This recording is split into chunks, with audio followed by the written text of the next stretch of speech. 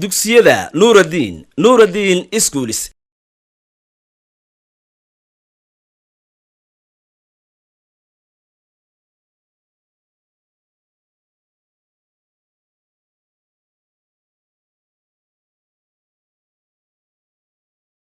بسم الله الرحمن الرحيم السلام عليكم ورحمة الله وبركاته magacaygu waa Mawlid Cabdiraxmaan Aadam maanta waxaan idin dhigayaa maadada xisaabta gaar ahaan fasalka form 1ka xiisadan ka horeysay waxaynu ku soo qaadanay angles ka samaysma laba line oo parallel ah angalada markaa magacaantooda waxaynu soo bixinay corresponding angles iyo alternate angles maanta casharkeenu wuxuu ku saabsanaan doonaa angles in a triangle maanta casharkeenu wuxuu noqon doonaa angles in a triangle ama xaglaha saddex xagalka marka waxaan ku qaadan doonaa ilaa iyo laba theorem oo ah xagla gudeedka saddex xagalka ama angles interior angles of a triangle way theorem 1 aragtinkeena koowaad ama theorem koowaad wuxuu sheegayaa the sum of interior angles of a triangle is 180 taa macnaheedu waxa weeye isku geynta xaglaha gudaha ee saddex xagalku mar walba waxay noqotaa 180 oo noqonaysa angle A plus angle B plus angle C is equal to 180 marka aragtinkeenu maanta waxay oranaysaa wax weeye isku geynta xaglaha gudaha ee saddex xagalku waa 180 degree or the sum of interior angles of triangle is equal to 180 tani waxay run ku tahay saddex xagalku noocu doono ha noqdo kan imiga halkan inoogu sawiran ma aha ee saddex xagalku ha noqdo mid leh right angle triangle ama xagal quman dhammaan nooc kastaba triangle-ku ha noqdo ama noocyadiisa oo kala duwan theorem-kaasi mid kasta wuxuu ka dhigayaa maxay statement true ama mustaxa waayay aynu qaadana markaa bal tusaalaheena koobaad example 1 work out the size of angle x waxa weeye ka shaqee qiimaha xagasha x saynu qiimaha xagasha x uga shaqeyno markaa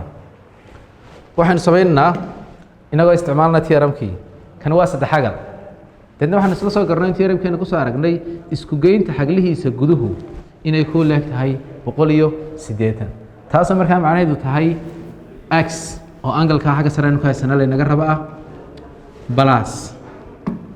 72 degree oo angle-ka kale aynu haysana isna ah plus 57 degree oo angle-ka saddexaad ah saddexdaa isku geyntoodu waxay ku leegtahay waa 180 degree ama 180 degree sababta ama inta badan reasonka aynu adeegsanayno waxaynu sheegaynaa waa theorem-kii koowaad aynu soo qaadanay oo odhanayay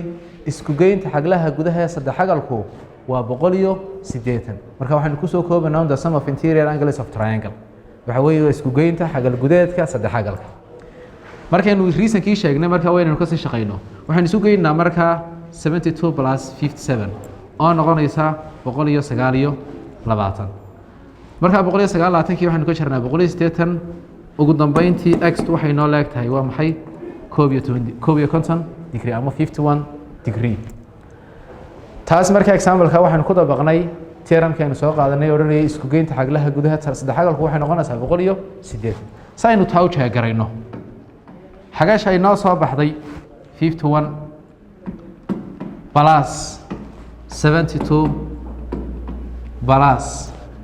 57 isku geyntoodu waa inay mar walba inoo noqotaa 180 degree ilan theorem-kii markaa waa in la proof gareeyo marka isku geynta saddexdan xaglood 1 plus 2 plus 7 is equal to 0 waaye 5 plus 7 plus 5 is equal to 17 iyo wankaad wadatay oo noqonaya 18 180 is equal to 180 degree taasi markaa waxay ku tusaysaa isku geynta xaglaha saddex xagalka ee mar walba waxay ku leeyihiin waa 180 degree way hadaynu u dhaafno inta ama aynu uga gudubno tusaalaha kan xiga waxa weeyaan waxa lagu find the size of each angle and show your work clearly waxaad raadisaa qiimaha angle each angle macnaheedu waxa labadan angle ba maanta waa laynaga rabaa inagoo shaqadeena waliba halkan ku cadeynayno tusaynaa saynu hadaba taa uga shaqeyna markaa kan waa saddex xagal waxaa laga shaqeynayaana waa xagal gudeedkiisa gudaha ku jira xagal gudeedkaasi mar walba waxaynu naqaanaa weli theorem-kii koobaad baynu ku shaqaysananay odhanaya isku geyntoodu waa 180 degree taa markaa macnaheedu waxa weeye angalka A oo loo geeyey angalka B oo loo geeyey angalka aynu haysano 69 wuxuu kuu leegayaa 180 degree waxaanaynu adeegsanaynaa waa maxay waa the sum of interior angles of triangle waa isku geynta ama wadarta xagal gudeedka saddex xagalka haddaba waxaynu haysanaa maanta angal keliyana qiimihiisa haysanaa sidoo kale waxay naga maqan markaa labada angal haddaba angalkaa kale si aynu la soo baxno noocyadii saddex xagalka marka lagu noqdo calaamadaasi waxay sheegaysaa inuu saddex xagalkaasi yahay isosceles triangle ama saddex xagal labaala ah saddex xagalka labaalaha ama isosceles triangle-ka labadaa side angleska ka hooseeya labadaa side way isleegyihiin ama labadaa dhinacday isleegyihiin labada angle ee ka hooseeyaana way isleegyihiin taasoo markaa macnaheedu tahay angalka eena wuxuu kuu leegayahay 69 degree aynu halkan ku cadaynay a is equal to 69 degree isosceles triangle aynu markaa halkaa ku muujinay reasonkuna waa maxay waa saddex xagal labaalaha markaynu helno xagalashaa e waxaynu naqaanaa equationka ka samaysmasa isku geynta saddexdaa xagal inay totalkoodu tahay 180 therefore b plus 69 oo inoogu taagan maanta positionkii a plus 69 is equal to 180 sababtuna waxaynu odhanaa waa the sum of interior angles of triangle ama waxa weeye wadarta xagal gudeedka saddex xagalka markaynu intaa isku geyno in labada isku geyno inuu ka jarno 180 waxay noqonaysaa waxa weeye waa 180 minus 9 plus 9 8 138 therefore angle B is equal to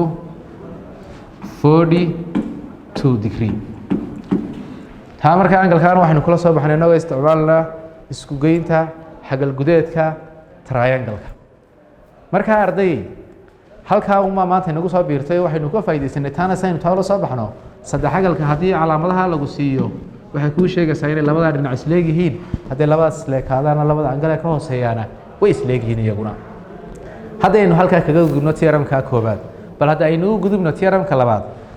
labaad wuxuu odhanayaa haddaynu haysano saddex xagal xagal dibadeedka ka samaysma saddex xagalkaa aynu haysano dhinacii doona haddaad doonto ka sameeyo sidekaa doonto xagashaasi mar walba waxay kuu leegtahay isku geynta labada gudaha ee kasoo horjeeda taasoo markaa macnaheedu tahay angle D is equal to angle A plus angle B oo aynu halkan ku cadaynay oo ku sunay haddaynu u baahno tahay inaynu yaro proof karo ama aynu yaro cadayno waxa kaaga filan inaynu nidhaahno haddaynu halkaa xagal ka samaysano la idhaahdo magaceeda na soo qaata qalinka ee la idhaahdo K angleska A plus B plus K is equal to 180 degree oo ay macnaheedu tahay isku geynta xagalaha gudaha saddex xagalka waa kaynu ku soo qaadanay theoremkeennii koobaad sidaas ilaag waxaynu odhan karnaa line-ka toosan ama straight line-ka xariiqda toosan xaglaha ku dul samaysmaana waxay isku buuxiyaan 180 waa angles in straight line marka waxaynu odhanaa D plus K is equal to 180 degree taasoo markaa macnaheedu tahay haddaynu K mar u geyno A plus B oo inoo noqotay 180 aynu mar labaadna K u geynay D oo inoo noqotay 180 gebagabada halkaa waxaynu ka soo qaadanaa geometry-ka inay D ay ku leeg tahay A plus B marka waxaynu odhanaa xagashaa dibaddu mar walba waxay la mid tahay isku geynta labada gudaha ee kasoo horjeeda haddaynu theoremka marka halkaa ku dhaafno wuxuu sheegayaa waxa la the exterior angle of triangle is equal to the sum of interior opposite angles aan ka gudubno saynu tusaalayaasha ugu dabaqno inuu soo saarno tusaale halkan inoo yaala find the size of each angle and state the reasons waxa la yidhi waxaad raadisaa qiimaha xagal kasta waxaanad sheegtaa sababta aad ku soo saartay adigoo isticmaalaya geometrical reasonskii ama theoremskii aan soo qaadanay saynu haddaba u soo saarno kuwa angleska ama x ku horee ama way ku horee maanta labadii theorem ba halkan way noogu jiraan oo way naafacayaan haddaynu tusaale ahaan kale egas soo saarayno dee theoremkii u dambeeyay inuu adeegsan doonaa egastu waxay ku leeg tahay isku geynta labada xaglood ee ka soo horjeeda 62 degree plus 51 degree oo ay macnaheedu tahay waa 3113 degree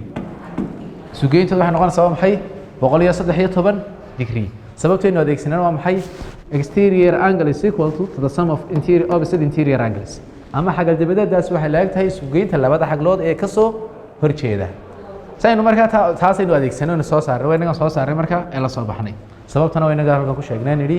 the exterior angle of triangle is equal to the sum of interior opposite angles aynu ka nimaadno why inaynu soo saarno lababa way noo bannaan yihiin waxay noo bannaan inaynu isticmaalno theoremkii koowaad ee odhanaya xaglaha gudaha isku geyntoodu wuxuu inoo leegyahay 180 oo odhanayso sidaan u dhigantaa y plus 62 plus 51 is equal to 180 degree aynu nidhaahno sum of interior angles of triangle sum of interior angles of triangle maahe waxay noo bannaan inaynu nidhaahno theoremskii horeynu ku soo qaadanay casharadii hore xaglaha ku samaysma laynka toosani waxay isku buuxiyaan 180 aynu nidhaahno markaa iyadna x plus y is equal to 180 degree angles in straight line ama adjacent angles in straight line ama supplementary angles buu qofku odhan karaa alla kuu doono isticmaali karaa waayo hadda waxaynu adeegsanay kii odhanaya angles in straight line waa theoremka dambe ee sheegayo oo waxaynu nidhi waa maxay x plus y waxay ku leegtahay 180 angles in straight line ama waxa weeyaan angalada ku samaysmay xariiq toosan markaynu markaa samayno isku geyno y-gasta waxaynu haysanaa 113 180 kaasaynu ka jarnaa 113 oo ay noqonaysa macnaheedu waa maxay waxa weeye waa 7 6 x y-da qiimaheedu waxay noo leeg tahay waa maxay y-da qiimaheedu waxay noo leeg tahay 67 degree taana example-ka markaynu halkaa kaga nimaadno aynu u gudubno bal hadda example 2 y find the size of missing angle waxaa lanaga rabaa maxay find the size of missing angles xaglaha inaga maqan baa lanaga rabaa inaynu soo saarno weli theoremkii labaad baynu isticmaalaynaayo waxaynu odhanaynaa xagashaa dibaddu mar walba waxay leegtahay isku geynta labada xaglood ee gudaha ee ka soo horjeeda sidaa darteed y plus 70 is equal to 120 oo noqonaysa markaa y plus 70 is equal to 120 degree theorem 2 theorem 2 na markaa wuxuu odhanaya haddii idin xasuusiyo xagashaa dibaddu mar walba waxay la mid tahay isku geynta labada xaglood ee gudaha ku jira ee opposite-ka ku ah ama ka soo horjeeda therefore 70 minus 120 waxay noo noqotay waa maxay 50 degree marka xagasha waxay haysanaa inay noo leegtahay 50 degree y marka waxaynu haysanaa halkaa aynu la soo baxnay y saynu haddaba exta ula soo baxno lababa way noo bannaantay waanigeeda ku yidhi waxaynu haysanaa mar hadduu haysto qofku albaaba badan uu ka baxo wax cidhiidhi ku soo gelinayaaba ma jiro angles in straight line baad isticmaali kartaa waxaa odhanaysaa 120 loo geeyey x ayaa waxay leeg tahay 180 waa adjacent angles in straight line therefore x-ta qofku wuxuu soo saari karaa marka 120 markaan ka jarno waxay noqonaysaa waa 60 degree ama wuxuu isticmaali karaa qofku odhan karaa isku geynta xaglaha gudaha saddex xagalku waxay leekayd 180 marka hadduu taa isticmaashana soo saari kartaa markaa taa dambe isticmaalnay oo odhanaysa x plus y plus 70 is equal to 180 degree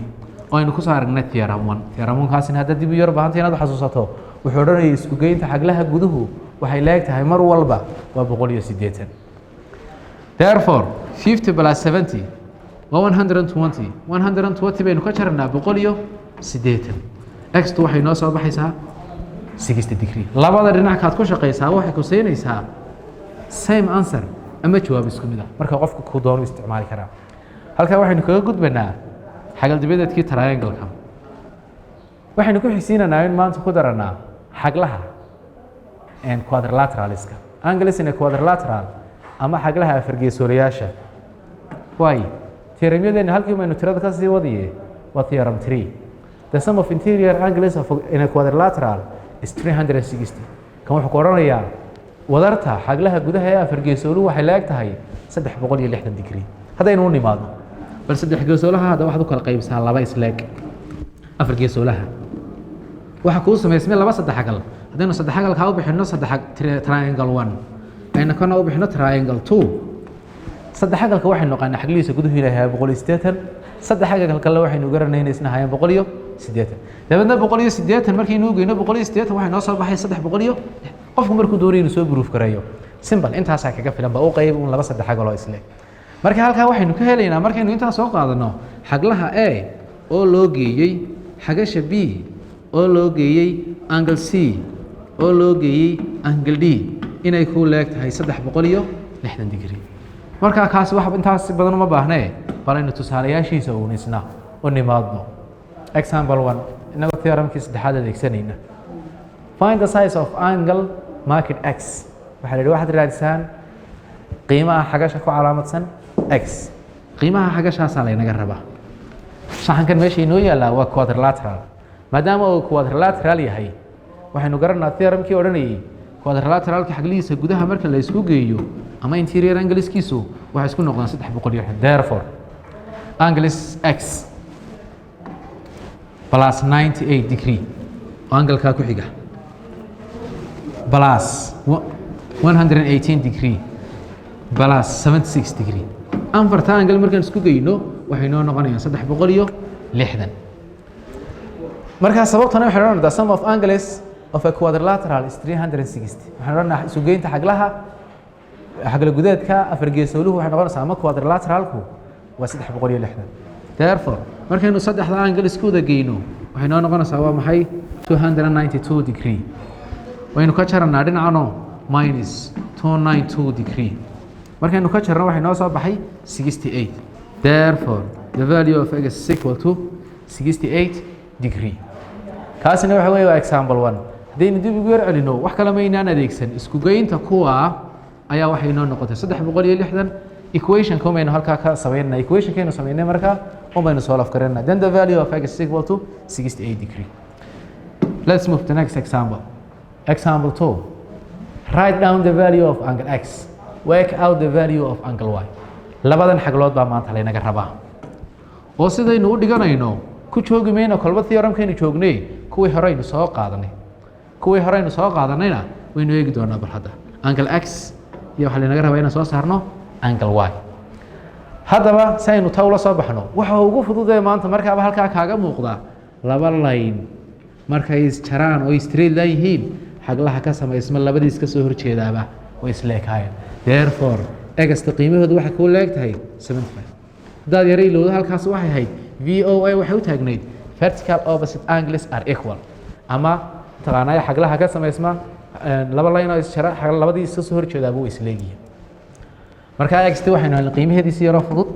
75 degree vertical opposite angleskana waxaynu kusoo qaadanay basic angle propertieski hore way aynu nimaadna markaa maadaama qiimihii egas helay maanta tay naga maqanay wayda waynu heli karnaa inagoo adeegsanayna isku geynta afartan xaglood aynu haysano inay inoo leegtahay 360 oo ahaa theoremkiina saddexaad ama aragtiinkii saddexaad hadhana markaa y plus 75 oo inoogu taagan maanta position of x ilaan qiimihii x baynu helnay plus 121 plus 72 degree is equal to 360 reasonka ama sababtuna wax kale ma ahee waa isku geynta xaglaha quadrilateralku waa 360 aynu intan isku wada geyno 75 plus 121 plus 72 waxay ku leegtahay 268 268 ka ay noo leegtahay markaynu wareejino waxaynu sameynaa waa maxay minus 268 degree markaynu labadaa kala jarna waxay noo soo baxay 92 degree therefore the value of y is equal to 92 degree ardayay casharkeennii maantu halkaasuu inoogu joogaa bal waxaad ka soo shaqayn doontaan layligan oo bugiina kaga yaala pageka 91 ayaad gebigiisa sida ugu dhan yahay aad ka soo shaqayn doontaan hadduu rabi qadaro xiisadan xigtana waxaan iskugu iman doonaa layligaa jawaabihiisa markaa layliga sideeddaa xabee hore waxay ku saabsan yihiin waxa weeye waa labadii theorem hore theorem 1 iyo theorem 2